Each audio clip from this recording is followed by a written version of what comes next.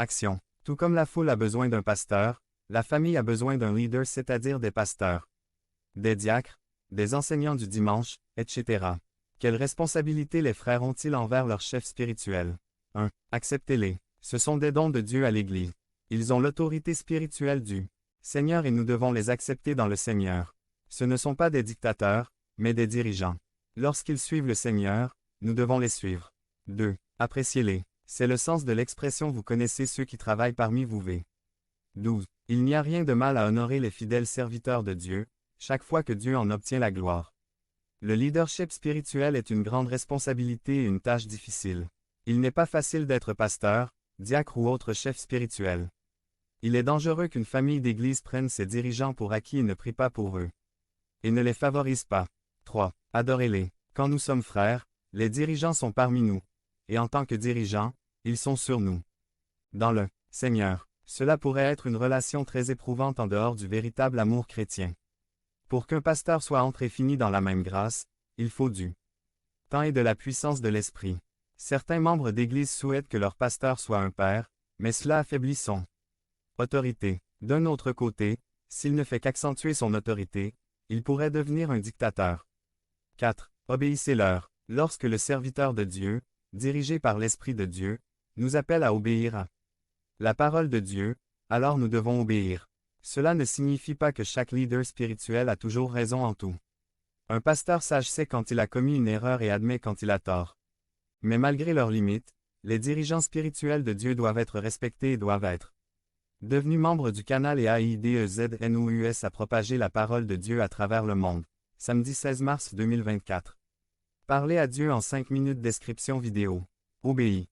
À moins qu'il ne soit évident qu'ils sont en dehors de Dieu.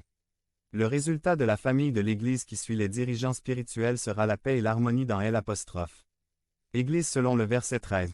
Chaque fois que vous constatez des divisions et des dissensions dans une église locale, c'est généralement à cause de l'égoïsme et du péché de la part des dirigeants, ou les membres, ou les deux.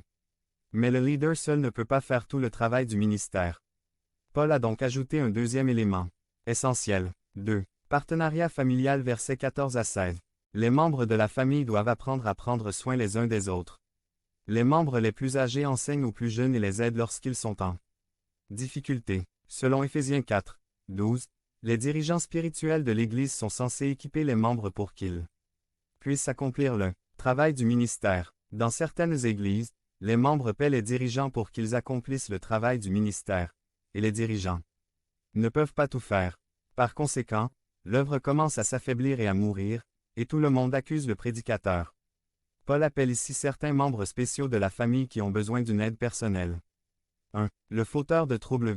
14. Ce mot signifie insouciant, mal aligné. Il était appliqué à un soldat qui ne voulait pas conserver son grade mais insistait pour suivre sa propre voie. Ce genre d'attitude dans la famille de l'Église provoque des disputes et des séparations. 2. L'imbécile. 14. Ce terme n'a rien à voir avec la mentalité. La traduction littérale est petite âme, timide.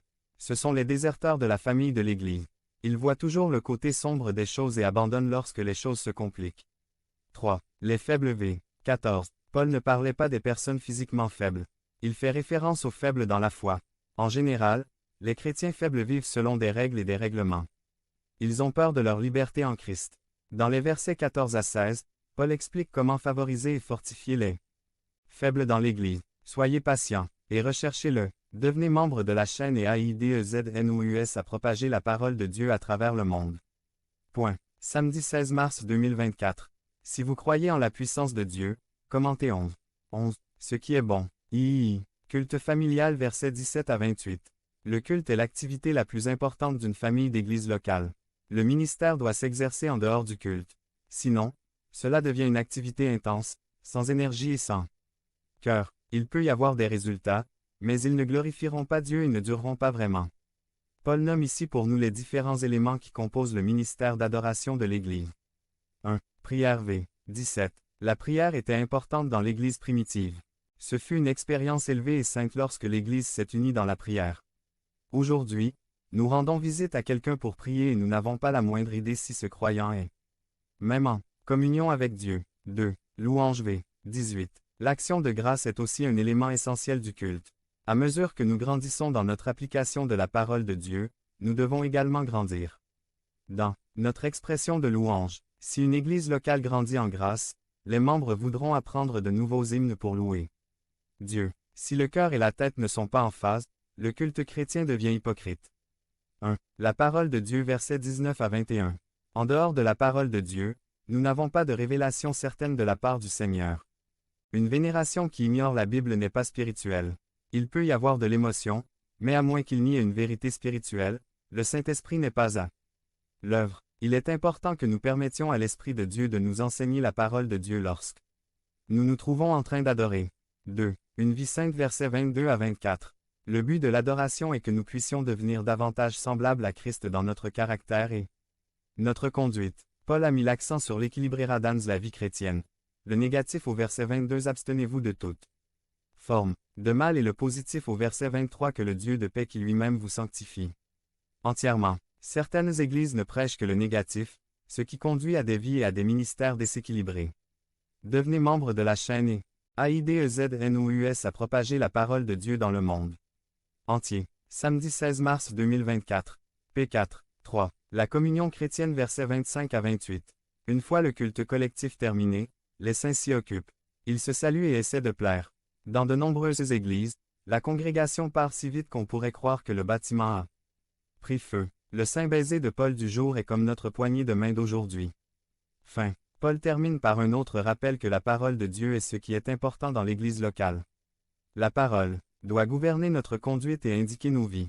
Nous devons lire la parole personnellement, mais nous avons également besoin d'entendre la parole dans la communion fraternelle de l'Église locale, car une expérience aide à équilibrer à l'autre. Devenez membre de la chaîne et AIDEZNOUS à propager la parole de Dieu dans le